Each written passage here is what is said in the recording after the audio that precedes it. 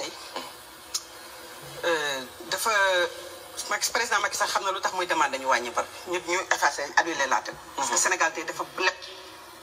lépp boobu ba léegi moom moo doon wax naan Sénégal li mu leb du dara. yàgg dañuy wax ne dette et que leb bi bor bi de toute façon boo xoolee pays UEMOA yi bor Sénégal du bare. mais Sénégal borom dafa diis. boo jëlee Sénégal li muy dépensé ci njàng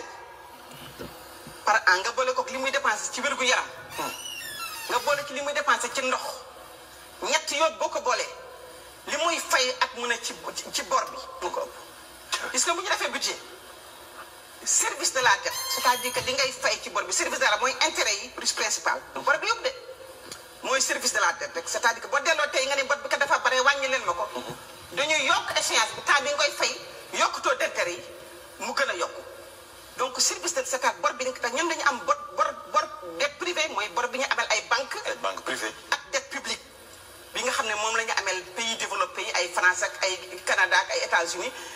ak banque mondiale ak FMI parce que li ñuy jëlee banque mondiale FMI xaalis bu ñuy lebal la ba pare bu ñu ñëwee finance ñu lebal leen ay xaalis bu def leen nii def leen te bor la donc bor boobu dafa diis tey parce que tey bu dee da nga li ngay dépense ci ndox ci courant ci ndox ci njàng ak ci faju fay bor boobu moo ko waaw fay bor. gars yi maa ngi leen di ziyaare tey moom defe naa xaw nañoo peut-être tardé xaw ma teel je ne sais pas parmi les deux mais dañu bëgg rek am ay information yi ñu partager ak yéen parce que mbir mi moom je pense que fi mu toll nii jaggi na dépassé na suñu xam-xam ñun. li xew nii man dama waxantu li xam-xam wone ak luñ gis ci yeneen réew yi su continuer nii musiba bu rëy lay indi te dina indi ay moor yu bëri dama bëgg rek nit ñi xam naa sa wóolu nañ li may wax gëm nañ li may wax mais ñu gëstu di renseigner li xew ci yeneen réew yi dina taxit ñu gën a gëmaat gën a xam situation fu mu toll donc mesures yi nañ ko respecté suñ ko respecté wul du baax ñu gëstu di renseigner li xew ci yeneen réew yi dina taxit ñu gën a gëmaat gën a xam situation fu mu toll donc mesures yi nañ ko respecté suñ ko respecté wul du baax ñun suñu combat ci prévention la nekk amuñu kàttan kaay su bëree trop ñu jël leen hôpitaux yi dina fees te du doy kon boog nañ fexe ñu bañ a bëri ñu génn ci problème.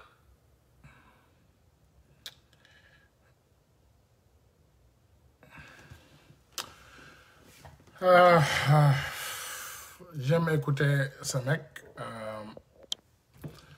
gars yi maa ngi leen di ziyaare baax a baax dafa am rek loo xam ne defe naa tey waxtaan bi ci lay ëpp doole j'aimerais bien que dinañu xam naa dinañu wax ci ay actualité aussi mais dinañu ñëw d'abord ci li nga xam ne moom mooy cas yi tey donc le coronavirus aujourd'hui lire na 1 cas à Ziguinchor, 6 à Tamba, 6 à Touba, 22 à Dakar ñu ne dont 1 cas communautaire à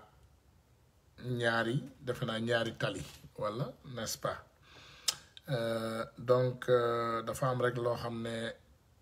defe naa ñun ñëpp ñoo koy waxandoo d'abord dañuy jël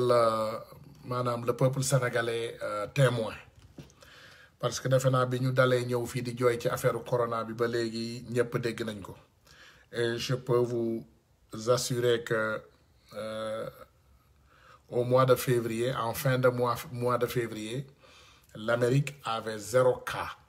déglu leen li may wax de parce que wax dafa jafe en début de mois de février l'Amérique avait 0 cas aujourd'hui en mi-avril l'Amérique a 800 000 cas dont presque 50 000 morts ndeysaan je pense que beaucoup de monde duñu comprendre loolu mais mbir mi taw la ngeen jéggal ma ni ma koy waxee du rafet du neex c'est une pluie maanaam taw bi dina taw fu ne ci àdduna bi nag Afrique dina fa taw Asie taw na fa mi ngi taw ba léegi Europe mi ngi taw ba léegi Amérique mi ngi taw ba léegi te Australie mi ngi taw donc dina taw fépp ci àdduna bi loolu bàyyi leen ci xel maanaam corona bi dina ñëw fépp ci àdduna bi maintenant comme taw ni mu fay lawee ça dépend de ni ko doomu aadama yi di atterrir parce que xam nga tey bu tawee am na ñoo xam ne am nañu zeng bu baax maanaam am nañu ay amélioration yu baax yoo xam ne taw bi du taa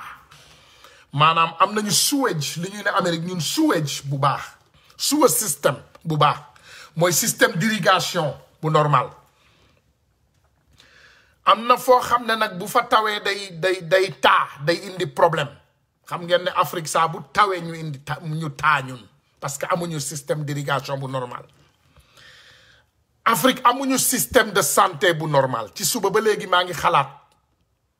xalaat naka laa ko mën a waxee mu rafet naka laa ko mën a waxee mu jekk naka nga mën a yee doomu aadama yi ñu yeewu te fekk kenn du ci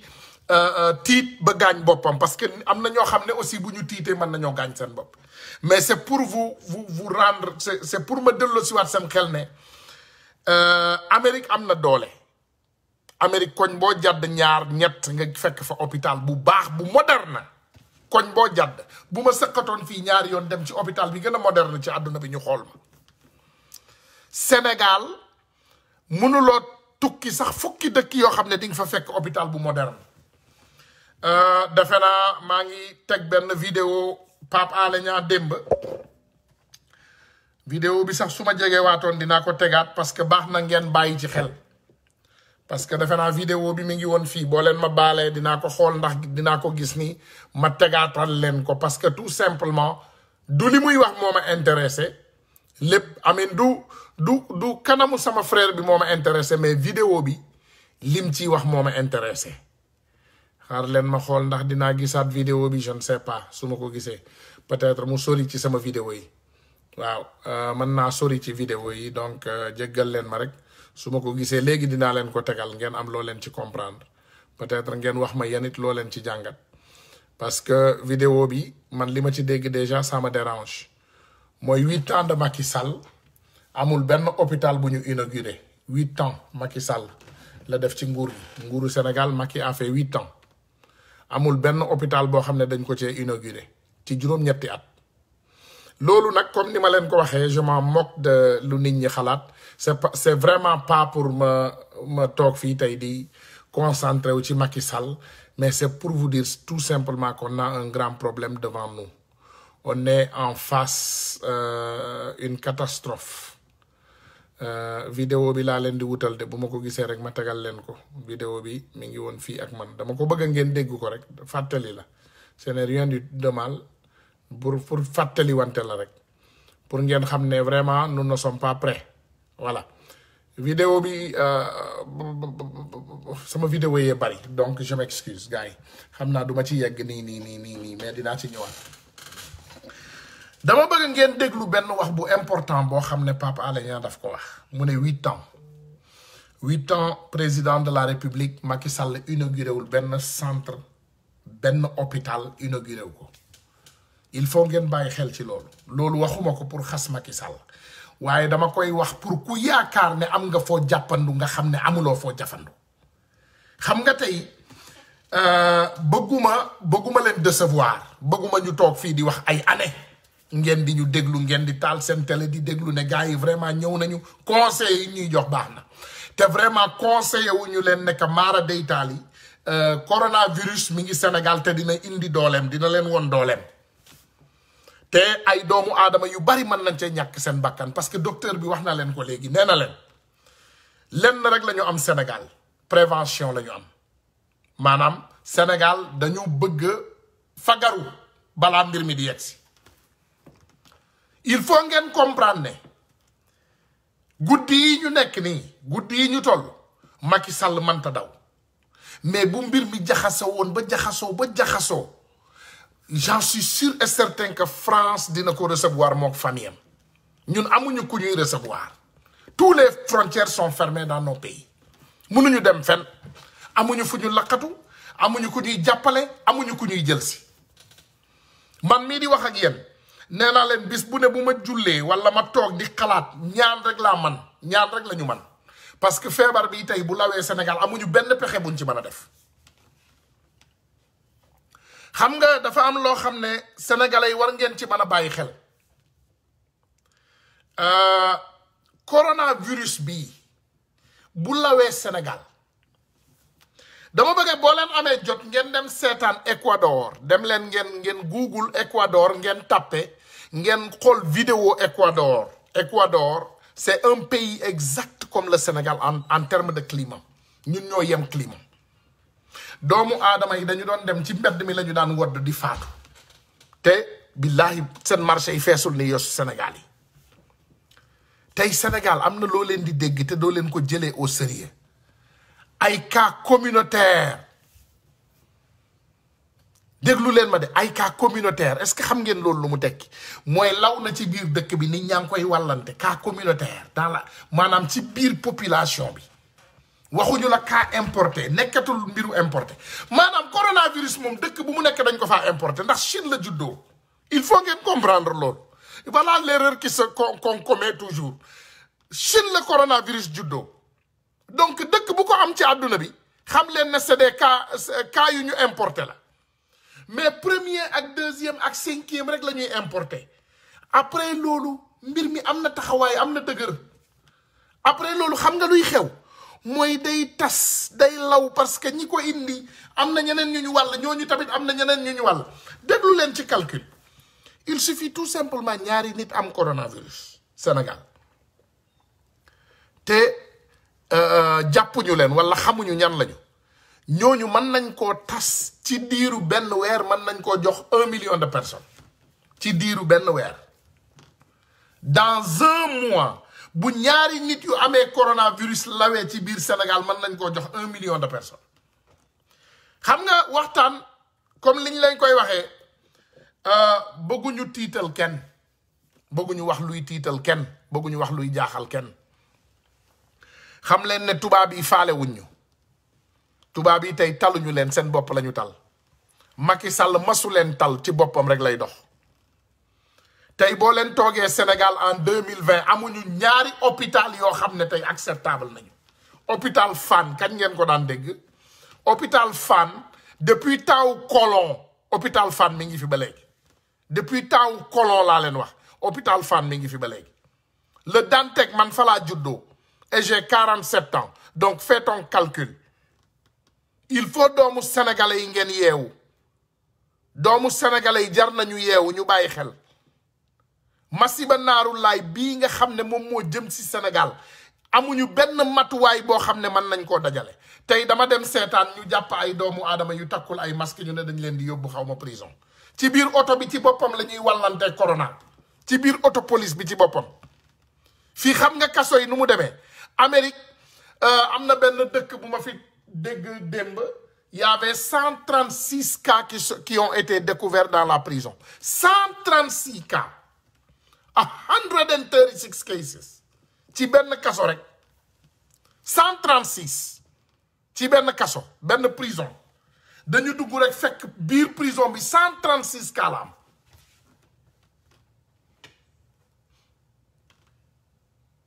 xam nga tey boo xoolee ñun sénégalais yi nous sommes concentrés sur une chose mooy Macky Sall li mu deful j'espère bien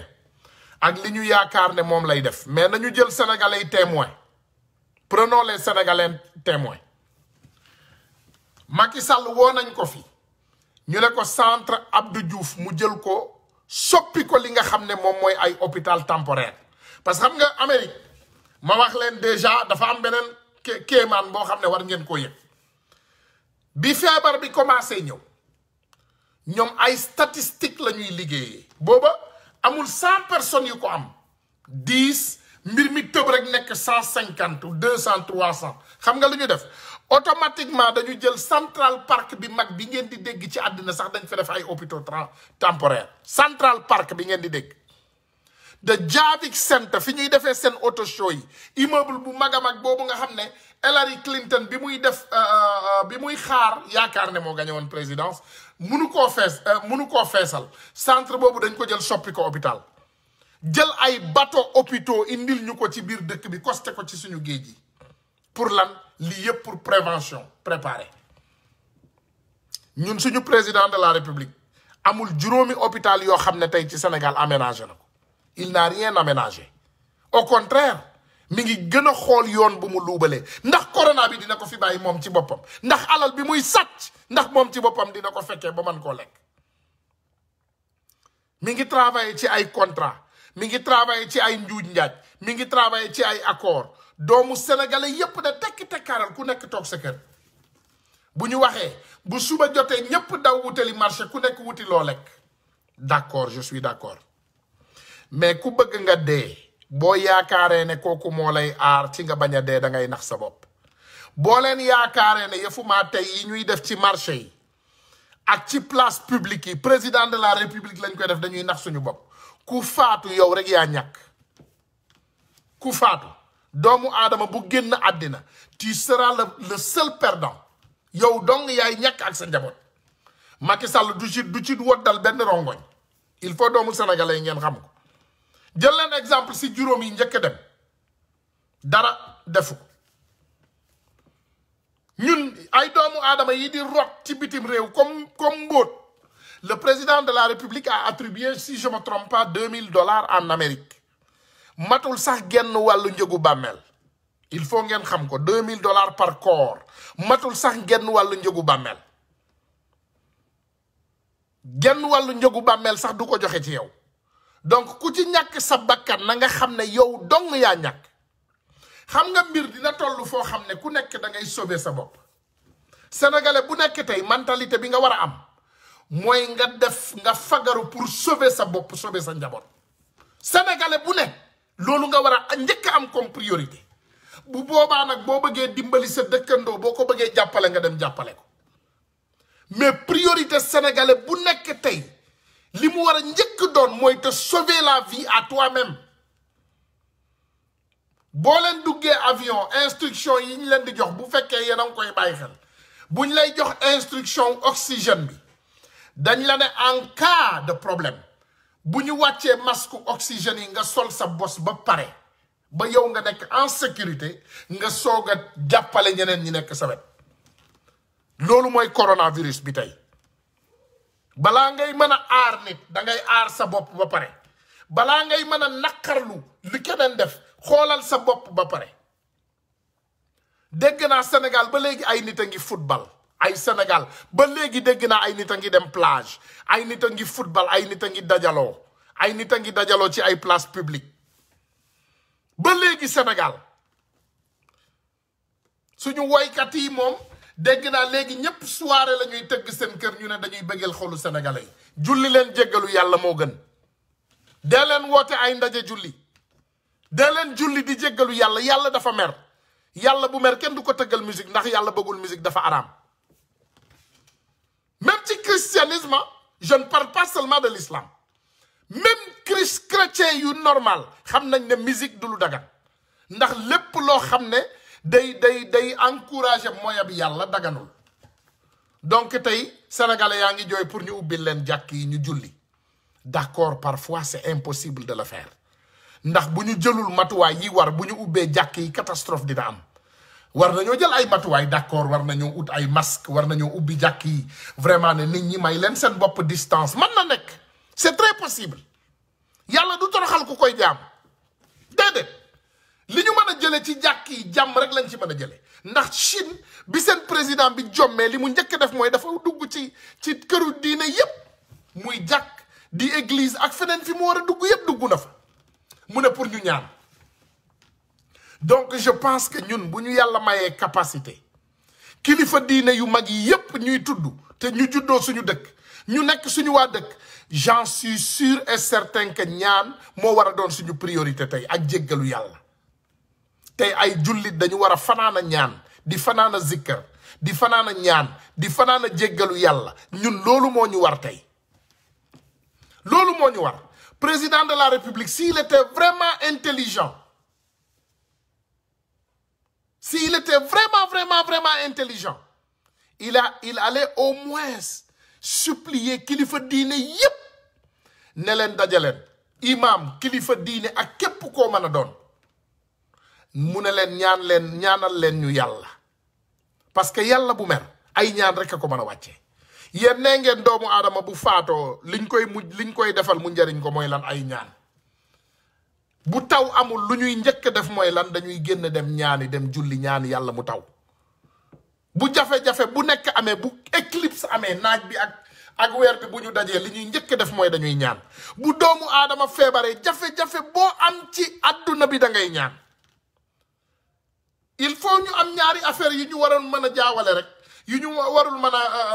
mélanger xam nga tey new ma kenn dañu war a ubbi jàkk yi ne doomu aadama yi dem leen ngeen def fa du n'importe quoi déedéet dañu war a jël suñu ay matuwaay tey on doit déjà jàkk bu ko man te nga mën a jox sa ay nit yuy julleeg yow yépp ay masque te ñu mën a am distance ci seen diggante xam naa am na ñoo xam ne bu ñu leen mayoon boobu opportunité ñu def ko j'en suis sûr et certain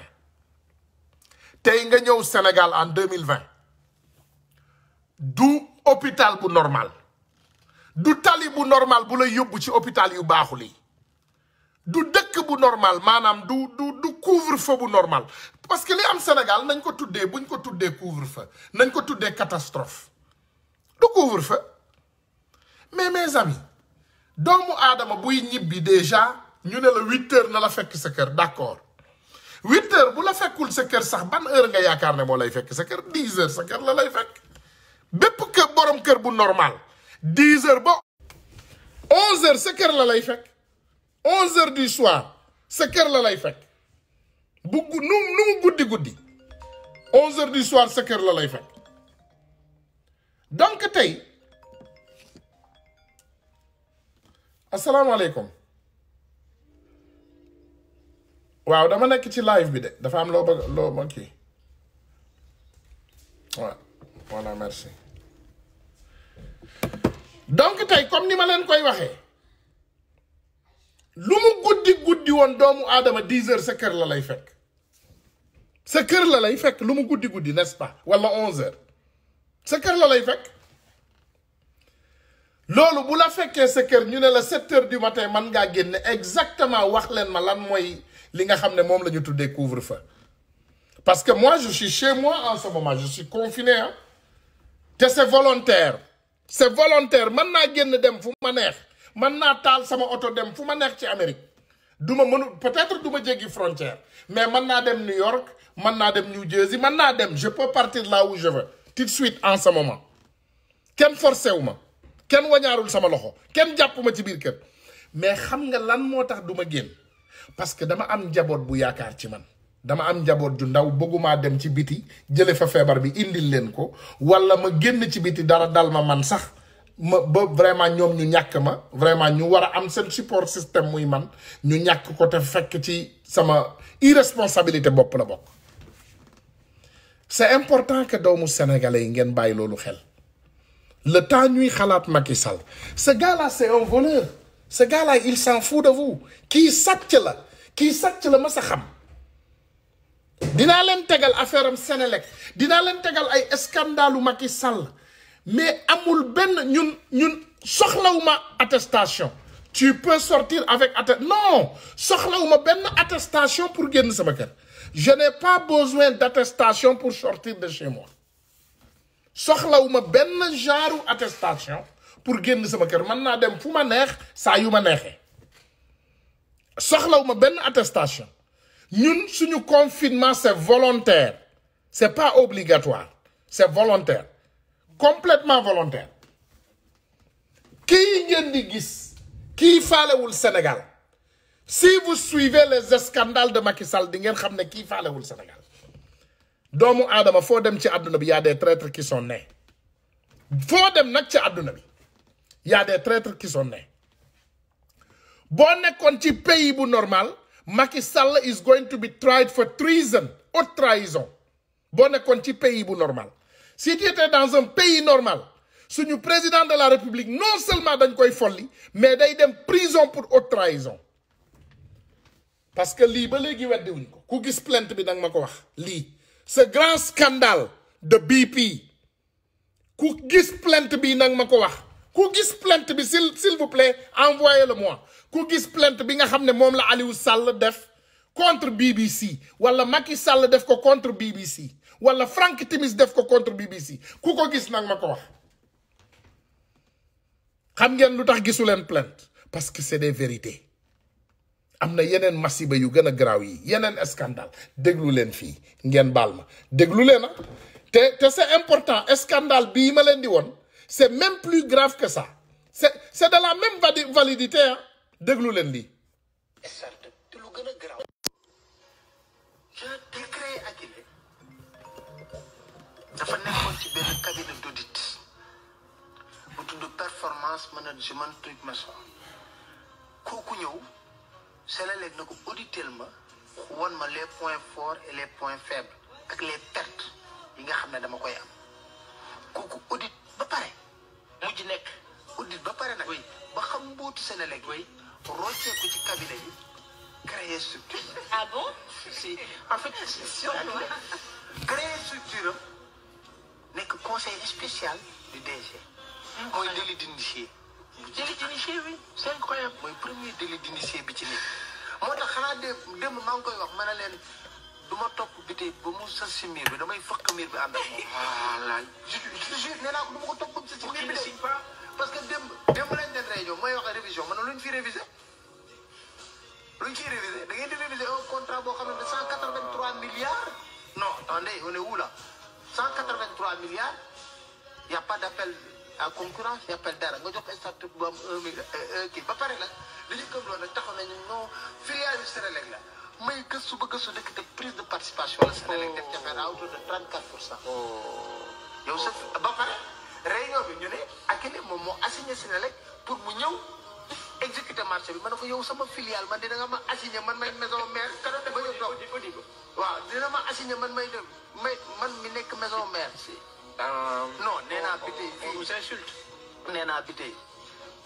résilier contrat bi rek bu bëggee à l'amiable bu bëggul ñu def contentieux bu ñu demee tribunal dinañu wax nan lañ gagné contrat bi lu tax amul appel d'offre appel à concurrence lu tax direction centrale des marchés. mais seen ay chance bu ñu demoon tey tribunal xam nañ ko. kooku kay kenn ku ko nangu day perte mais li may wax lii président Macky Sall xam na ko de day perte moo la gën a xam ne dossier bi c'est un dossier c'est encore pire que li ñuy wax ci ceeb ak yii c'est mais xam nga yaay man damay jig bi si ak mën a noonu est-ce que yërëm nañ askanu Sénégal wallaay si ak milliards yu bari yi nga xam ne damay am kerse damay rus doo xam nga lii comme ni ma leen ko waxee lii man inventé wu ma ko lii man li ma def rek mooy tegal leen ko indil leen ay vidéo la ay fee la yoo xam ne day soutenir li nga xam ne la ñu wax defe naa société Akilee boobu képp ku ci bëgg a firnde rek demal nga topp li nga xam ne moom mooy chronique u Pape Alé yi nga xam ne moom la ciy wax ba pare daf ciy joxe ay firnde yooyu mën nga koo topp di ko déglu comme suñu vidéo yi di ko soutenir parce que on refuse de parler loo xam ne mënatuñ ko soutenir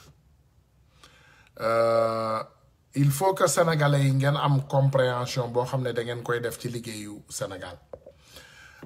am na ay doomu aadama yoo xam ne ils sont là pour nous dire la vérité loolu moo ñu dar nii ci professeur Seydi li ñu dal ci professeur Seydi mooy exactement ça c'est des personnes qui viennent pour nous dire la vérité am na aussi suñu homme public yi ñoo xam ne dañuy génn di ñu wax dëgg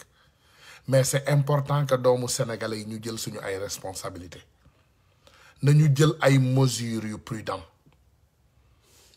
voilà ay mesures yu prudentes nañ leen jël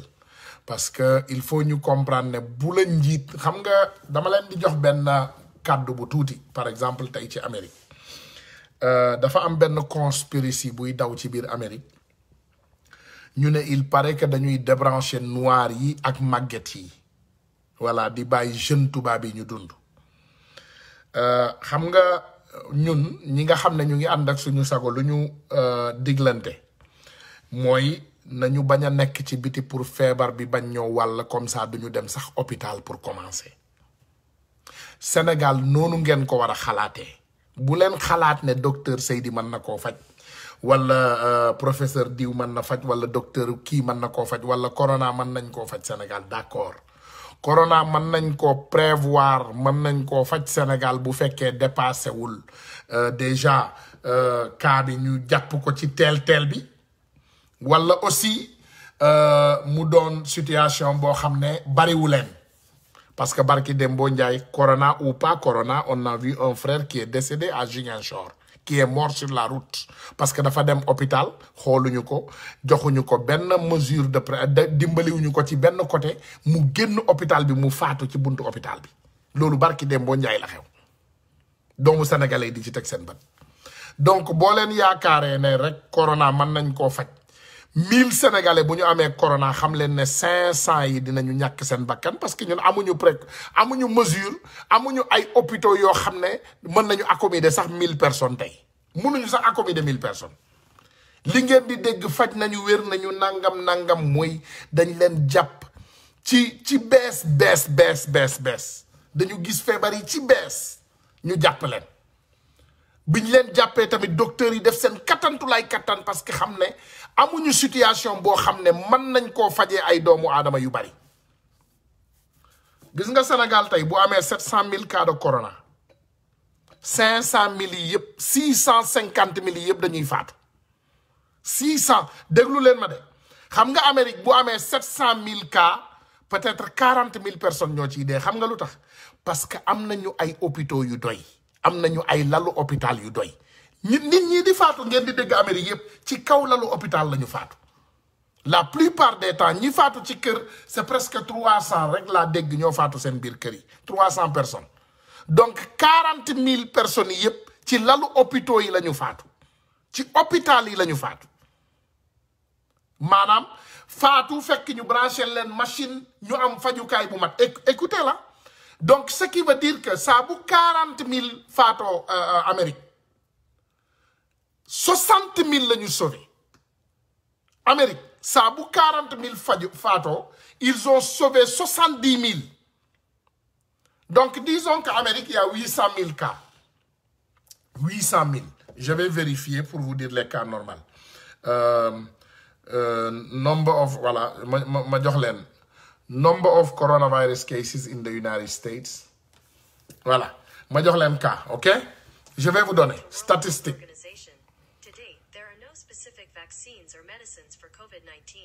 Voilà léegi number of cases ok léegi ñu ñëw as of April March voilà mi ngi nii voilà léegi en Amérique aujourd'hui ok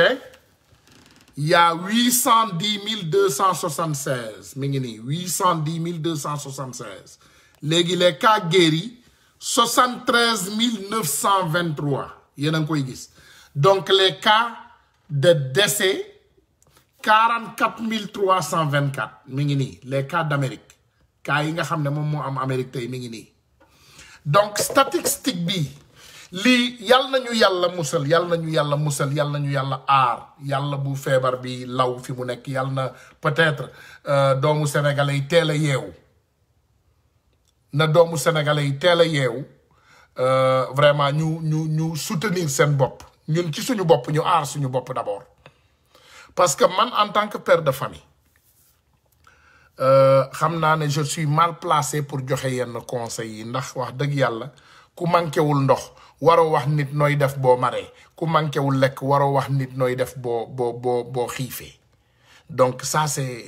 it's a slippery slope maanaam dafa nekk situation bu incompréhensif donc defe naa am na loo xam ne sax bu ma ko defee dafa mel ni dama yab sénégalais yi bu ma fi toogee dina nit boo xiifee nii nga war a def te man xiifuma wala boo maree nii nga war a def te maruma dafa mel ni yab sénégalais yi moo tax ma koy wax mais li ma man rek mooy en tant que seen frère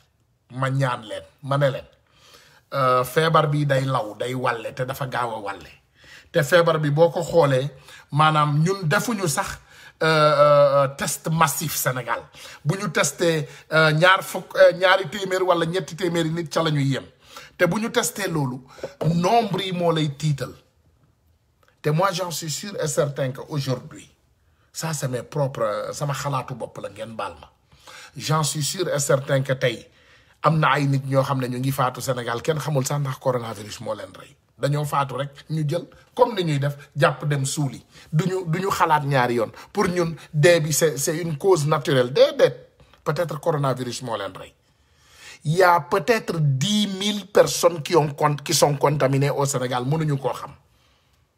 parce que on ne fait pas de tests massifs. tey gis naa defe naa Frapp France dégage bu ma juumul ñoom ñoo porté plainte dem Cour suprême parce que ñu ne dañu war a def benn dépistage massif au Sénégal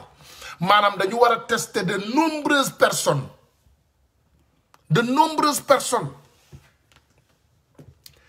dimbali leen ñu ngir yàlla ak yonent bi bëgguñu dégg ay Sénégal dafa tàng du am ay Sénégal climat bi bëgguñu koo dégg s'il vous plaît. loolu amul fenn ci àdduna bi Amérique li dee ci noir moo ëpp li dee ci tubaab li dee ci nit ku ñuul moo ëpp li dee ci tubaab li dee ci doomu aadama bu ñuul moo ëpp li dee ci tubaab te Équador le mot espagnol Équador ñi nga xam ne xam nañu ne climat Équador ak climat wu Afrique benn la Équador nit ñaa ngi rot ci mbedd mi comme ay mbóot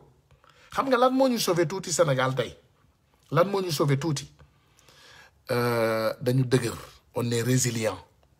dañu dëgër maanaam ñun du ñu wane souffrance ñun dañuy dox ba wodd mais du ñu wane souffrance sénégalais li gën a dëgër ci sénégalais li gën a dëgër ci àdduna bi sénégalais ci la bokk ndax moo tax ngeen mën a jël géej boobu di def ay semaine wala ay jour ci yoon bi ci diggu géej gi ba yegg ay Espagne dëgër moo tax loolu espagnol yi mënuñu loolu. Il faut ngeen comprendre ne lii bu commencé woddal ay doomu aadama Sénégal kenn mënatu koo contrôler taw bi nag comme ni ma leen ko waxee dina fa yegg li ngeen yaakaar amul de ne wala corona bi mi ngi Amérique wala non fii alhamdulilah yàlla dimbali nañu non yàlla dimbaleegu leen de non dina fa yegg li ngeen di bañ c'est inévitable parce que moom moo xew Chine xew Amérique xew Europe xew Asie moo xew fu ne ci àdduna bi doo leen ko moya pour li ngeen yaakaar non li am kay mooy ngeen moytu ngeen fagaru ba yàlla def du fa am doole du fa law mais pour bañ fa yegg non catastrophe bi ngeen di dajee ci marché yi nii di ngeen jékki-jékki 100 000 sénégalais ñu ne leen am nañu coronavirus ngeen jéggal sama kàddu bi nag peut-être c'est un peu lâche ou même un peu méchant wala même un peu trop dur ni ma koy waxee waaye ngeen yàlla bu yàlla dëggal li may wax nii ci sama gémmiñ yàlla bu ko yàlla dégg yàlla bu ko yàlla dëggal mais j'ai peur je dors pas boo leen xoolee sama bët yi di ngeen ko gis boo leen xoolee vous voyez mes yeux boo leen ko xoolee ci lunettes yi di ngeen ko gis voilà boo leen bëggee ma gën ko leeral sax ngeen gis parce que dañuy toog guddi gi yëpp di lire statistique u adduna bi di xool exactement lan moo xew ci adduna bi di xool exactement corona bi ban façon dévastation la nekk di créer à travers le monde di lire parce que ay scientifique ñooy wax ak ay borom xam-xam nee nañu corona bi dina def masiba naaru laay Afrique ñooñu mësuñoo fen waxuma la affaire vaccin fàtte leen ay vaccin corona bi dina def catastrophe corona bi bu dul loon def catastrophe malaria du def catastrophe corona bi c'est presque seexandoowu malaria gën koo grave nag gën koo gaaw a wàlle nag ak tuberculose ak yeneen yi nga xam ne Afrique dund nañ ko ak choléra ak yeneen ngeen jéggal ma de boo leen pare bu leen neexee ku nekk nga dem duggi sa biir kër nga jooy ku nekk bu yeboo nga dem duggi sa biir kër nga jooy parce que ñun li ñuy wax boroom xam-xam yi li ñu wax rek la ñuy jottali yàlla nañu yàlla suturaal rek yàlla bu yàlla dégg lu ñu wax à cause de nos dirigeants nous allons tous mourir parce que défaillant moom est-ce que dund war na la un défaillant est-ce que dund war na la est-ce que nit ku dul xeex sa ak sa yelleef est-ce que dund war na la doomu aadama boo xam ne yow ci sa bopp xamuloo li nga bëgg xamuloo li baax ci yow est-ce que yow dund war na la yàlla na ma yàlla musal yàlla nañu yàlla suturaal yàlla nañu yàlla aar mais nga defe ne woon tey bu sénégalais yi doon rot comme ay weñ di dee ngeen defe ne dina naqari ki nekk ci palais bi non parce que c'était son plan Macky Sall loolu moo doon plan am Macky Sall bu ko gënalee tey corona bi dina def 10 ans Sénégal parce que corona bi li mu fa gën a yàgg moom mu gën a mën a plan pour nekk fa 3e mandat Macky Sall toxal na seeni ay élection booba corona jotagul il a poussé vos élections booba corona jotagul dama jékki-jékki keroog xaw ma ban dëkku Afrique laa doon seetaan bi ñu nekk corona rek mu nekk élection yi waroon am 2022 du amati daf koy pousse ba 2023 xaw ma ban dëkku Afrique la je ne sais même pas am na benn dëkku Afrique boo xam ne ñoom bi nit ñi di wax corona di wax ay fagaru ay tabax hôpitaux ak ay nangam moom li mu njëkk def élection présidentielle yi la toxal président dëkk boobu xaw ma ban dëkk la donc ce qui veut dire que il faut ngeen xam ne doomu sénégalais il faut ñu xam ne ñun suñu ay dirigeants nguur rek moo leen intéressé leneen intéressé wu leen nguur kese moo leen intéressé y a rien d'autre amul beneen affaire boo xam ne mën nga koo jël takkale ko ak Macky Sall Macky Sall dara intéressé wu ko Sénégal lu dul mu puukare li mu doon wax démb moom ci boppam muy dox di jaagari di def nii di ngandalu di nuyu nit ñi ay nuyu ndànk naan wala nguur du caaxaan naan wala nguur képp koo xam ne da nga koy c'est extraordinaire. Voilà, c'est le président du Ouganda moom bi mu déggee corona li mu njëkk a def mooy dafa pousse ay élection imaginez laajul docteur yi ñaata hôpitaux lañ soxla laajul lan la ñu soxla laajul ñaata xaalis la ñu soxla li mu njëkk a def dafa pousse élection yi ne alhamdulilahi rabbil alamin corona ñëw na mën naa bu max élection yi. Je vous assure et je vous garantis que Macky Sall billahi wallahi tallahi son plan n'est pas seulement forcer un troisième mandat mais son plan est de le briguer aussi parce que Macky Sall amul lu muy rus sénégalais Macky Sall amul lu muy bañ amul lu muy rus li ñuy naxee suñu bopp nañu bàyyi naxee mbaay sénégalais nañu bàyyi di nax suñu bopp nañu bàyyi cokkotaan suñu xel yi comme niñ koy waxee arrêtez de s'amuser avec vos esprits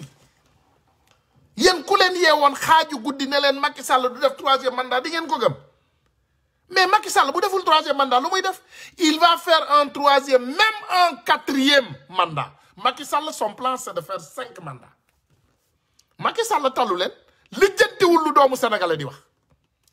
li muy def ni yëpp ay essayage la Macky Sall mi ngi essayer armée mi ngi essayer police mi ngi essayer ay couvre-feu Macky Sall li muy tester nii ci doomu aadama yëpp c'est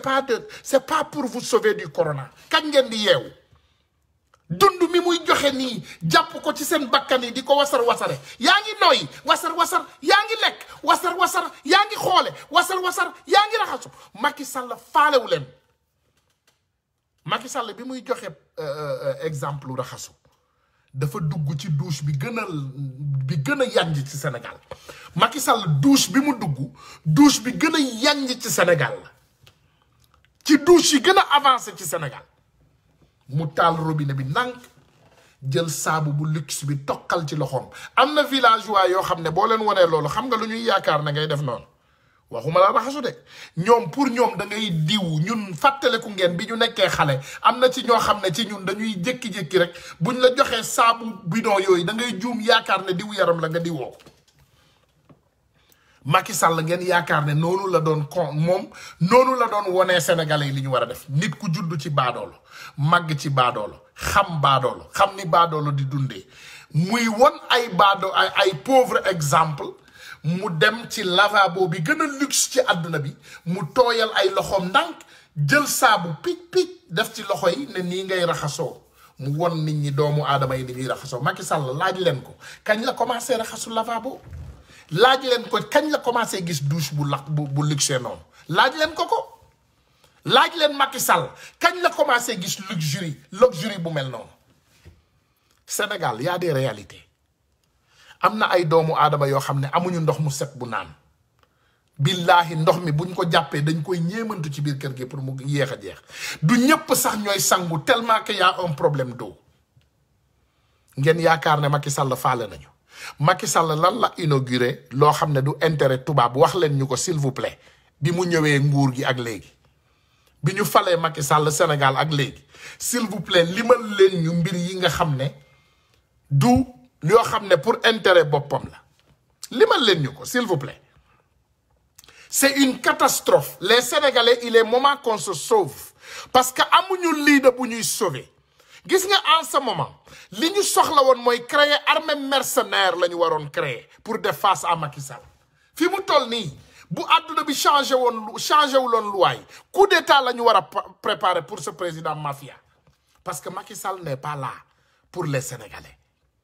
Macky Sall est là seulement pour le pouvoir. Ben mbir moko fi bay pouvoir la. Ben mbir mo fi bay Macky Sall nguur la. Du lenen. Faalewul lenen. Amul lenen lo xamne faale nako. Billahi wallahi bu Sénégalais yi faato.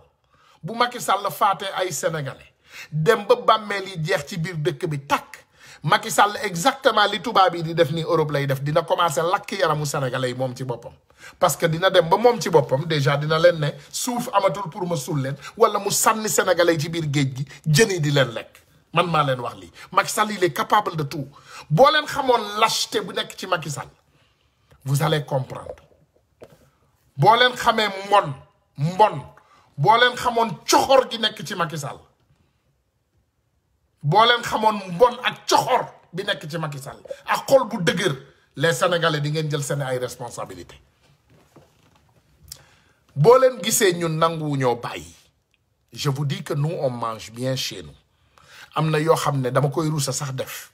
ñun amuñu problème mu lekk amuñu problème mu naan amuñu problème mu raxasu amuñu problème mu sangu amuñu problème mu ndox amuñu benn problème ci quarantaine bi quarantaine bii may wax ak yéen am naa espace boo xam ne mën naa daw 10 kilomètres te dara du ma sonal mën naa daw fi ma dëkk nii mën naa fee daw 10 kilomètres ñëw toogaat ñàkkatooy xepp toog sama biir kër sangu Macky Sall amul dara loo xam ne dina ko njariñ doomu sénégalais amul dara nag xool leen exemple jël leen benn exemple ngeen xool seeni ay armes lire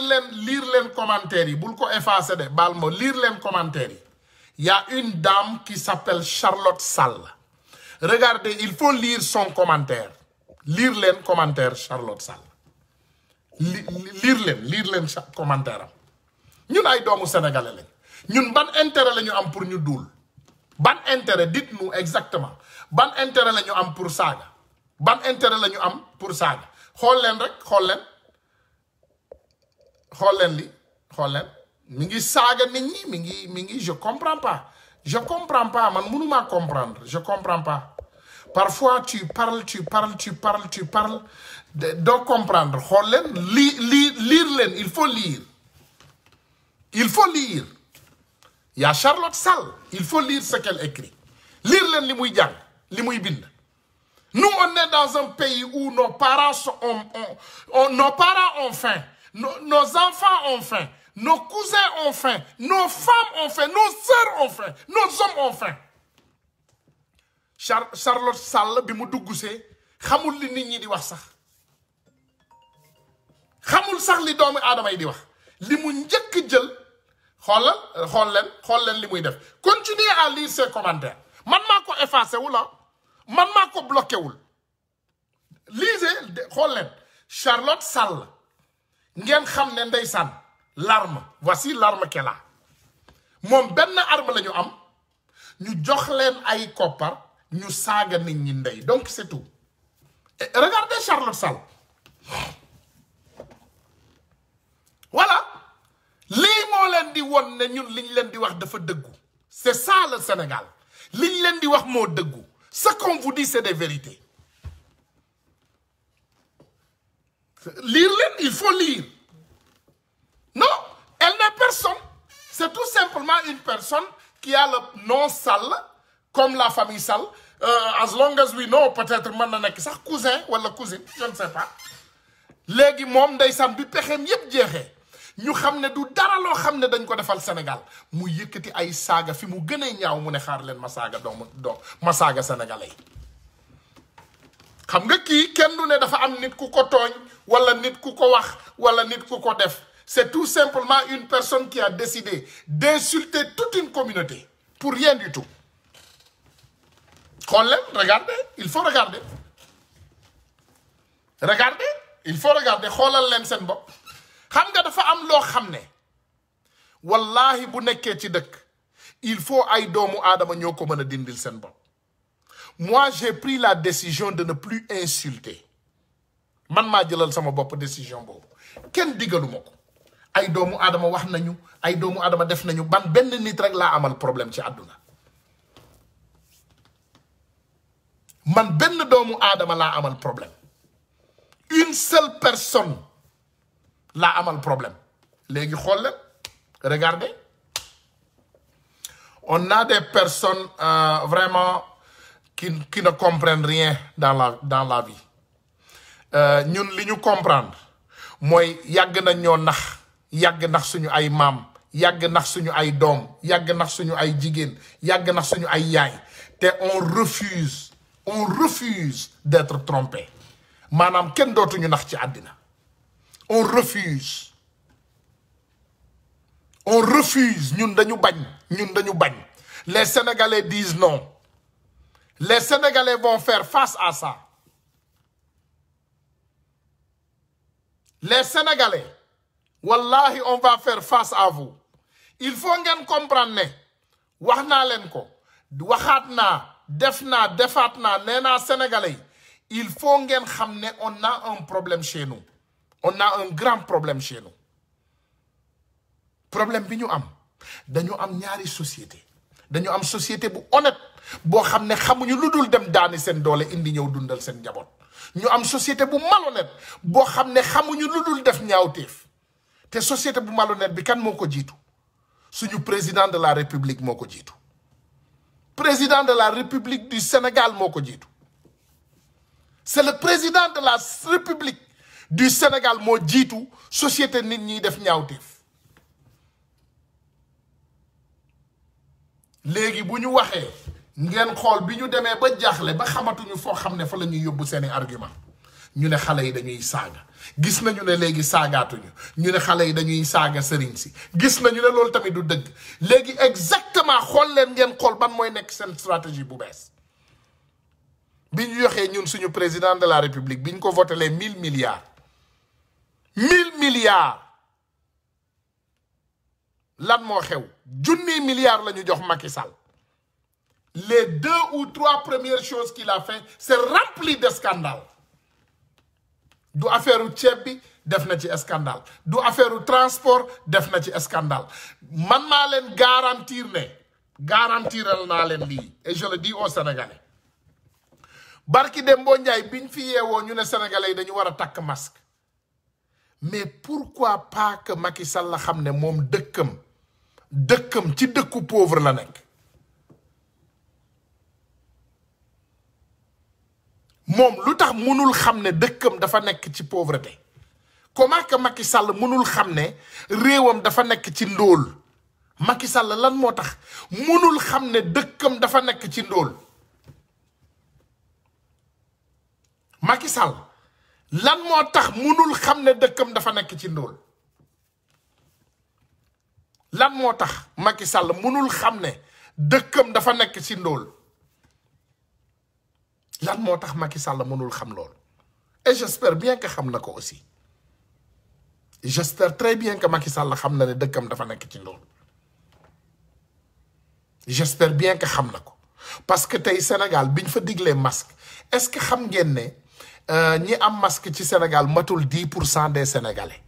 ñi am masque tey dégg naa gaa yaa ngi gàddaay di dem marché Colobane ak yeneen marché xam ngeen lu gën a catastrophique loo xam ne gis naa ko te lii dama leen ko bëgg a won and this is scary parce que am na loo xam ne il faut ngeen comprendre ne lii du ay affaire u caaxaan il faut savoir que ça c'est pas des blagues xawma lan la doomu aadama yi xalaat ne lii du ay caaxaan il faut sénégalais yi ngeen bàyyi loolu xel ku caaxaane lii da ngay caaxaane da ngay foyee sa bakkan xool leen li xew fii regardez ça c'est pas au Sénégal mais j'ai peur que c'est ce qui va s'arriver au Sénégal li moom mooy waaj a xew Sénégal xam ngeen li xew nii mooy ay doomu aadama yu amul benn regard pour la vie des autres ñuy jël ay masques yu tilim nii di ko fóotaat di ko weer il faut regarder ce qui se passe quand j'ai vu ça ça m'a fait peur lii laa leen di wax ma ne leen yu bari bu ma ko gisee du ma nelaw xool leen ay doomu aadama yu mel nii y a des personnes qui lavent des masques xool leen lii xool leen lii il faut regarder ces catastrophes il faut ngeen xool lu mel nii xoolal leen ma lii ay doomu aadama yuy jël ay masques di ko fóot ñoom il ne se rend même pas compte que ça c'est même pas faisable lii c'est même pas pensable lii kenn mënu koo xalaat lii boo ko wonee ci àdduna bi lii kanamu ndaw si boo ko wanee ici aux États-Unis dinañu dem këram automatiquement jàpp ko yóbbu ko prison parce que c'est un crime déjà sans même distribuer lii attentat de mort la lii mën nga cee rey ay doomu aadama lu mel nii boo ko gisee boo leen ko gisee da ngeen ko war a porter plainte soo leen gisee ci mbedd nit di jaay masque ngeen xool mu nekk ay masques yu ñu fóot wala ay masques yu war a indi danger ci société bi da ngeen war a interpeller police automatiquement ngeen wax ko boo leen gisee tey ay nit taxaw ci ay koñ gis naa keroog benn doomu aadama jël ay bagel yi ñuy lekk jël mbir mi xolli ko def ci ay buum yu mel noonu da ngeen leen di porter plainte il faut waru leen jàppee affaire coronavirus bi ay caaxaan waru leen ko jàppee ay blague c'est pas des blagues du ay affaire de caaxaan soo leen gisee ay doomu aadama di jël yenn masques yi taxaw ci ay koñ di ko jaay wala affaire yooyu da ngeen war a contacter police wala gendarmerie ngeen ne leen diw mi ngi nii ci rond point Médina wala mi ngi fii wala mi ngi fële vraiment mi ngi jaay ay masques yoo xam ne vraiment ça peut mettre la vie des Sénégalais en danger loolu mooy liggéeyu police loolu mooy liggéeyu citoyen bu baax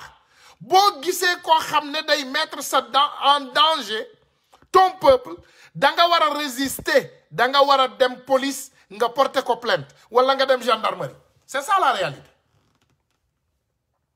c'est ça la réalité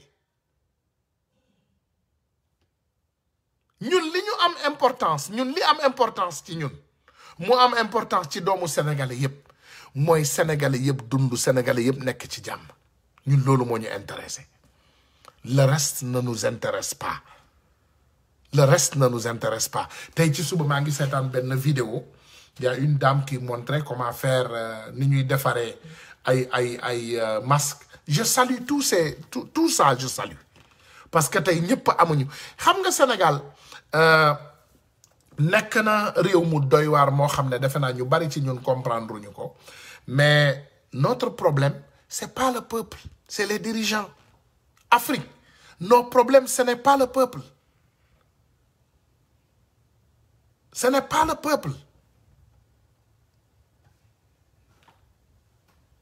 ce n'est pas le peuple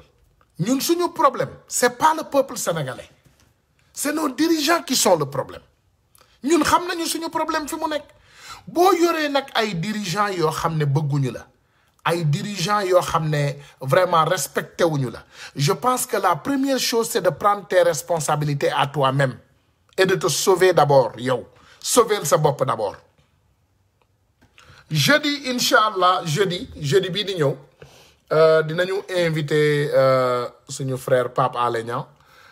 jeudi on va avoir en live Pape Alé face à la diaspora jeudi inchallah loolu dina nekk 2 heures heure de New York et dina nekk aussi defe naa Sénégal moom mooy 6 heures heure du Sénégal et dina nekk 20 heures heure de Paris donc jeudi on va avoir un interview et on demande vraiment que vous ngeen indi seeni ay questions seeni ay laaj pour ñu mën ko laaj donc jeudi incha allahu rabbi waxal gaa yi woote Madagascar bu ñu siisu voilà donc comme ni ma leen wax rek gaa yi jeudi incha allah on aura un interview avec notre frère Pape Alé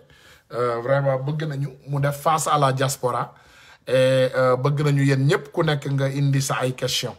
ku am question nga indi au moins dinañ ko xam naa nekk ak moom benn demi-heure wala un peu plus incha allah jeudi vraiment pour ñun ñëpp ñu mën a waxtaan ak moom parce que am na lu bari loo xam ne ñun amuñu xam-xam bi il y a beaucoup de choses que nous on ne connaît pas donc on va vraiment ça nous fera plaisir ñun ñëpp ñu ñëwandoo ñu waxtaan ngeen poser ay questions ak respect incha allah ñun ñëpp ñu mën a waxtaan ak moom 18 Sénégal voilà 18h Sénégal exact 18h Sénégal 20h Paris jeudi incha allah Pape Alé accordel nañu it's 2 o'clock New York time 2 o'clock New York time 2 heures heure New York voilà donc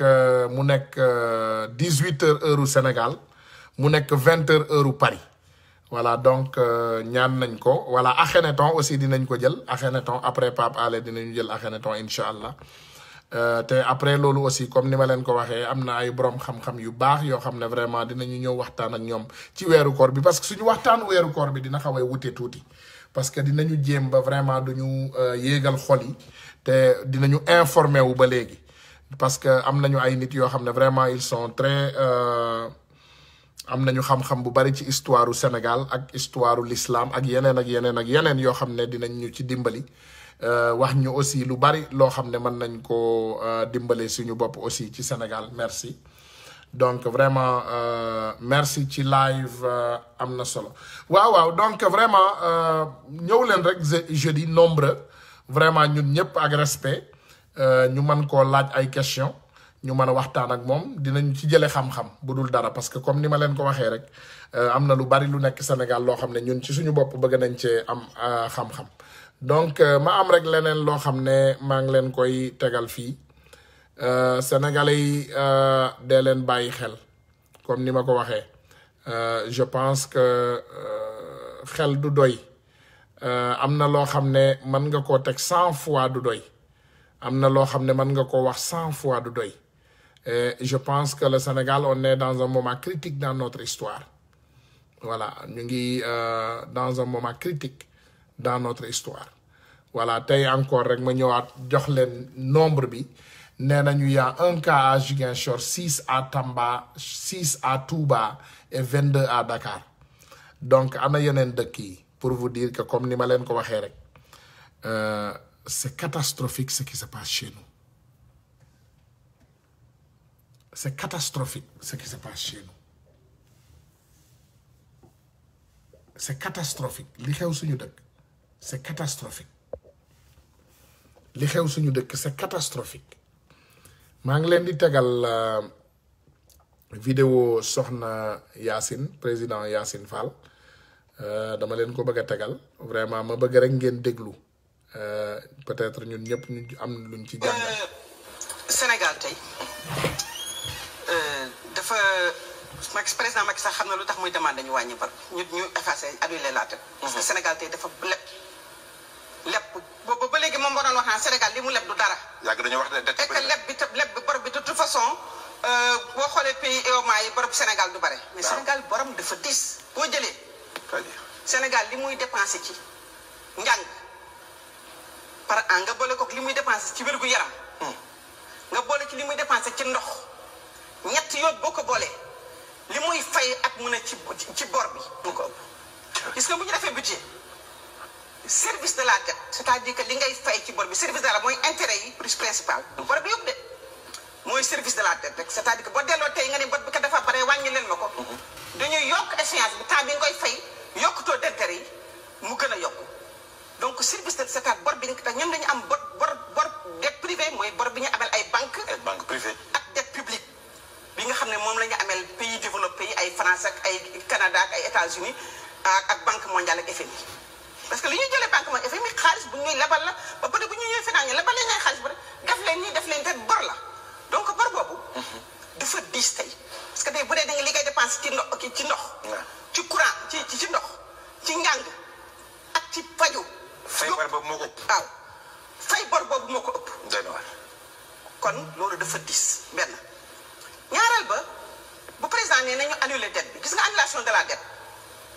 dañu amoon fii suñu histoire ak dette dañ ko war a xoolaat. ndax d'abord Occident. saa yu ñu amee problème rek dañuy jéem a résoudre seen problème. y avait une crise financière dans les années 70 ci la ñu commencé ñun am problème ñun tam parce que booba dañuy yokk taux d'intérêt yi xam nga Senghor ku ci mag xëy na yow xale nga mais ñu doon wax la dévaluation des termes de l'échange booba loolu la amoon dégg nga ñu daan jaay à l'étranger gën a dem ba amatuñ ci lu bare parce que prix yi des matières premières dañu wàccoon ñu boole koog nag intérêt yi ñu doon fay bor bi ñu doon fay parce que bi ñu amee indépendance ñoom dañu amoon ay problème euro dollar yu bare dañu woon ñu kaay dañu yelebal leen taux d'intérêt yu baax amul conditionnalité lépp leen ñu leb ñu dem ba vers les années 70 bi ñu amee problème ñu commencé nag yokk taux d'intérêt ñu bor bi yéeg africains yi commencé xalaat ay solution pour naka la ñuy régler le problème de la dette foofu la ajustement structurel yi commencé ñu dem ba ci vers les années 90 2000 en 2000 y a eu le Jubilee c'est dans l'église catholique ñoo naan bu amee 5 ans adduna bi dañu war def benn geste bu mag église catholique initié ni nañu annuler la dette du tiers-monde mu nekk campagne bu rëy mu tuddoon campagne boo xam ne bii Global Call to Action Against Poverty ma ne ko bokkoon naa ci bi institution financière yi gisee ni banque kii baa ngi rëy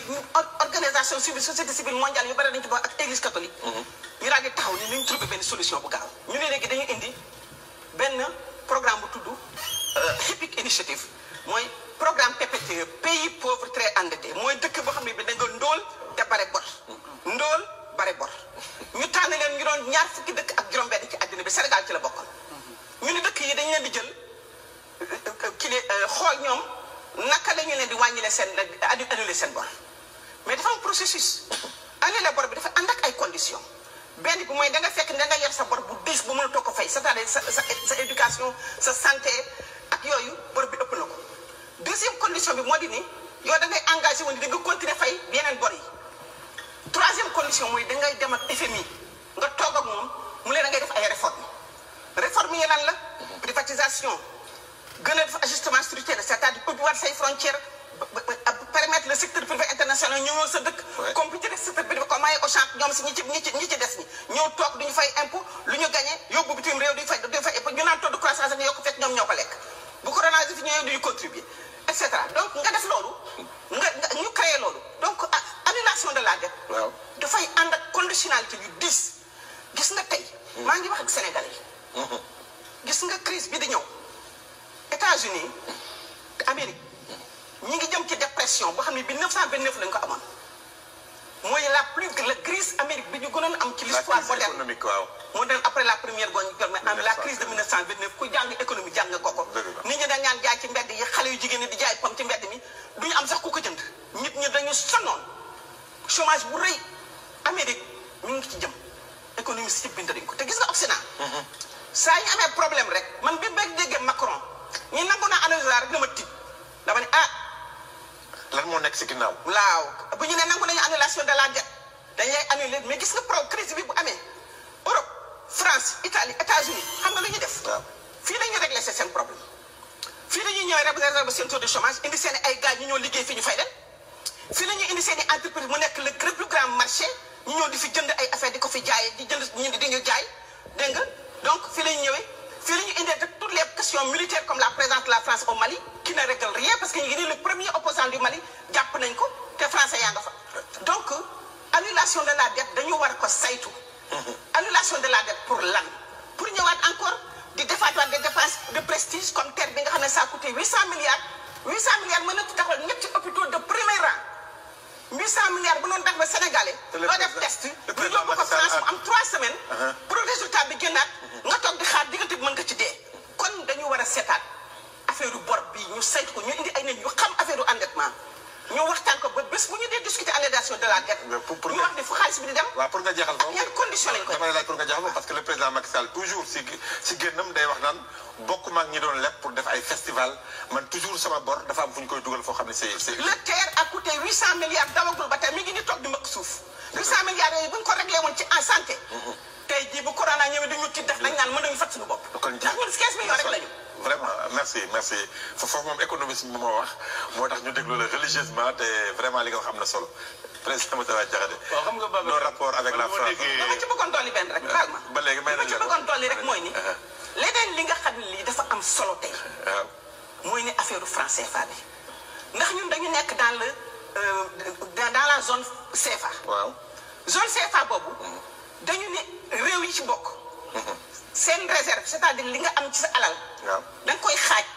genn wàll gi nga denc ko ci biir trésor public français xam nga moom ngi naan trésor public ba fa kenn bàyyi xaalis mais ñun suñu xaalis biir trésor public français la ko denc tey bu France amee crise bu ko dexee mooy yor suñu xaalis dugal ko ci marché financier di ko liggéey di ci liggéey ma nga fa toog réserve la réserve ci français mooy loo denc waaye boo toogee te ban corona muy crise bu rëy am Sénégal makk sax nuñ ko xaaj tey kon kañ nga war a ne delloo li ma samay réserve nag bu dee Macky Sall leader la ci zone française leader la ci Sénégal ci Afrique francophone bu dee leadership bopp muy wax nag am fit nag taxaw nañ ne France delloo leen suñu problème xaalis bu bare la bu takku la. dëgg la kon ñun waruñu nekk fi di leb ak di ñaan ak di yalwaan ak daan ñu suñu te man dogali ci ni français du xarit de teg nañu seeni frontière nee nañu seeni médicament dootuñu ko fi indi te ko nag bay bu ñu fagaru jël suñu xaalis régler suñuy problème parce que nag am nañu ñu xarañ ci réew mi ñu ko mën régler. merci xam nga sànq dafa am lu Fatou wax léegi ne coronavirus jàngoro la de waaye war nañu suñuy jàngoro waaye li ma jàpp mooy dafa mel ni. xam nga dafa am loo xam ne c'est important doomu sénégalais yi bàyyi ci xel je pense que can somebody turn off my tea?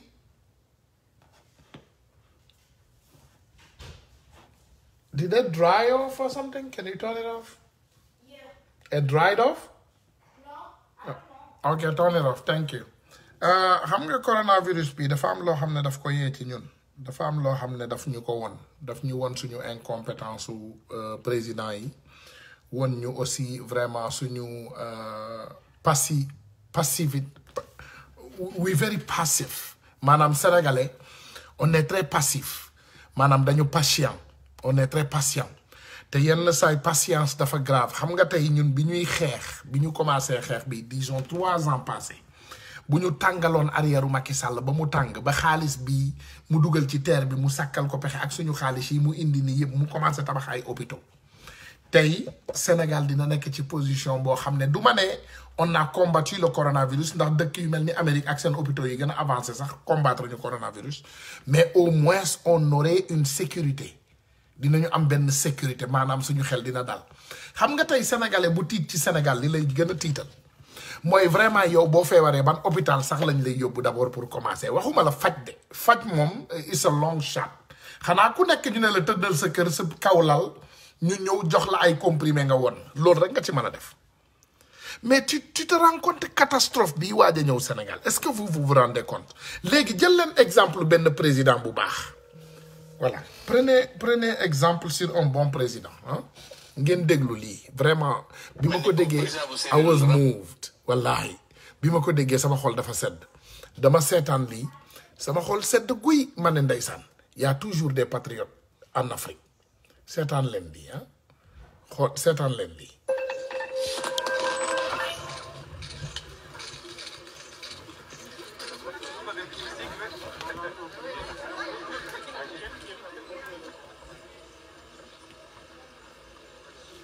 Tous les essais et tests de ce premier remède ont été menés et son efficacité dans la réduction et l'élimination des symptômes a été prouvée pour le traitement des patients atteints du Covid-19 à Madagascar.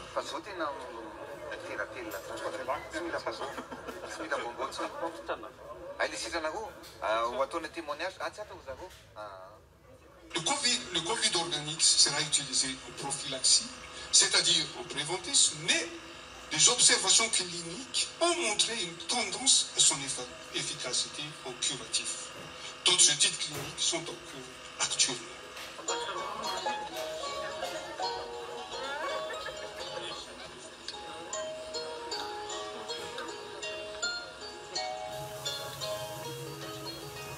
Donc aujourd'hui, moi je pense que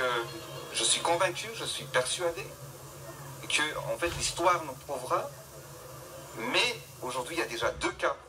qui ont été guéris avec le tabac CBO, mais on verra en fait la suite.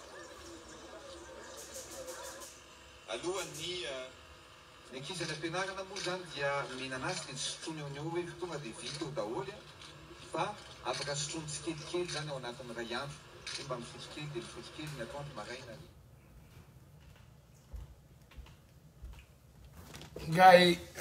lii ñun ñoo ko déggandoo xam nga tey boo leen xoolee dëkk bu mel ni Madagascar xam nga différence su réew yu mel ni Ghana ak Nigéria maanaam les pays anglophones xam ngeen seen différence ak ñun mooy lan mooy ils n'ont pas le malheur de la France devant eux maanaam amuñu malheur bi nga xam ne moom moo jógee France seen kanam donc loolu rek lañu gën a la ñu wuteeg dëkk yooyu gënuñ ñooñ jàmbaar mais ñun dañu dem ba France tellement qu'ils sont mauvais pour nous même nos traîtres présidents sont mis à la tête de nos pays par les Français même les traîtres présidents laa leen wax les traîtres présidents sont mis à la tête de nos pays par la France. Et je pense qu'il est grand temps que déjà population sénégalaise bi jël ay responsabilités ci loxoom ñun nañu jël suñu responsabilité ci suñu loxo. Let's take matters into our own hands. bu ñu xaar kenn wax ñu li baax si ñun nit ku ne xam nga li baax si yow. Sénégalais bu ne li baax ci yow xam nga ko guddi yi ñu toll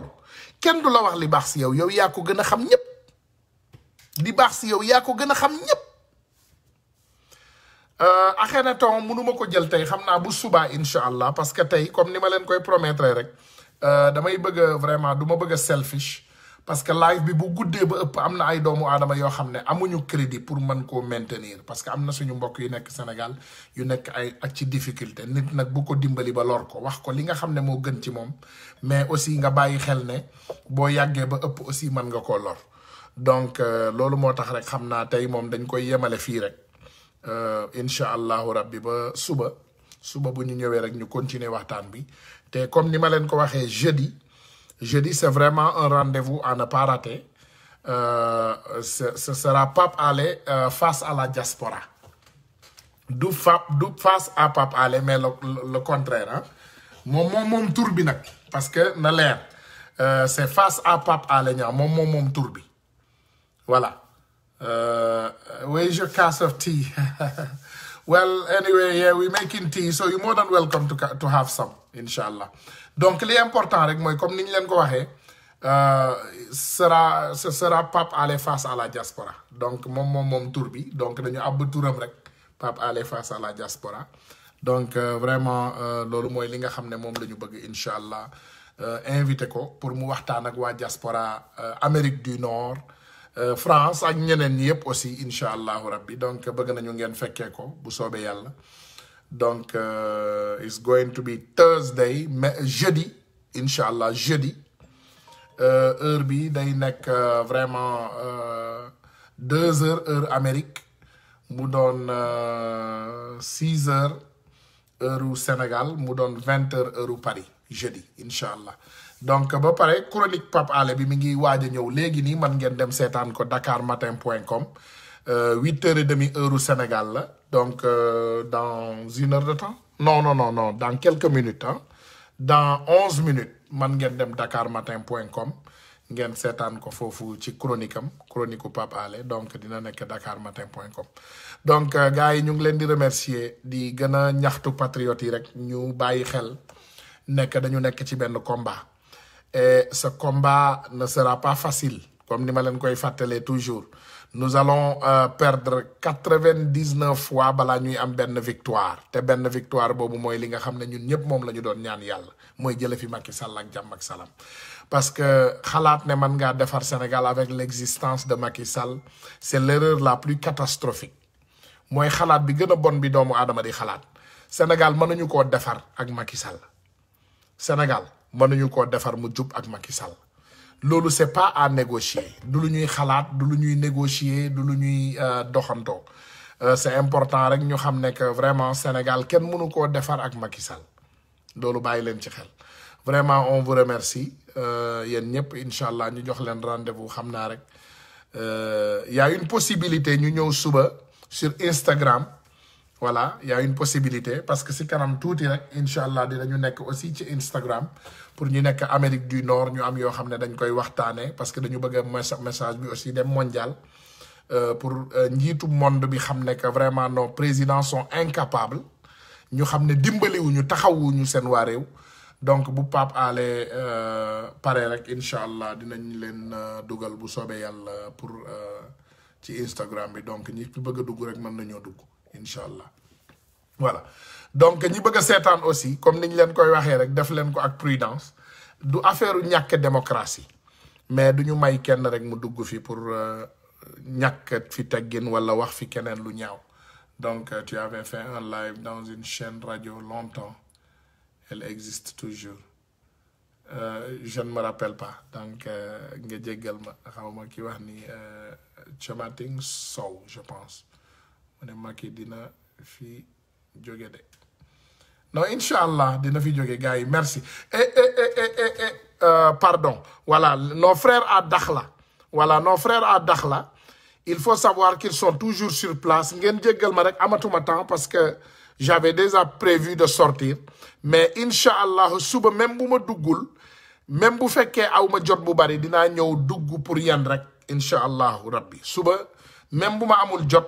dinaa ñëw pour dugg ak yéen. Voilà, suba même bu ma amul jot bu bari. Et je serai sur Instagram aussi un peu plus tard te dinaa ko fa waxtaane. Donc nos frères à Dakhla, Inch'Allah rabbi suba dinaa dugg bu soobee yàlla ñu waxtaan. Donc pour live Instagram bi ça sera dans 2 heures de temps hein?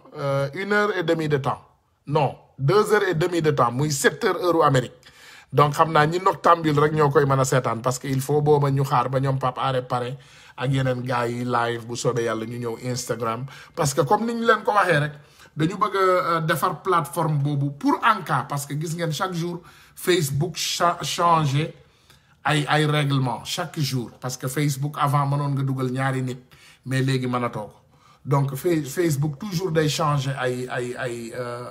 maanaam ay règlement donc dañu bëgg rek gën a fagaru ci Instagram bi aussi te dinañ ko def aussi sur Twitter pour en cas rek Inch'Allah bu fekkee problème juddu na Facebook ci kanam donc on pourra toujours continuer nos lives sur Instagram et autre chose.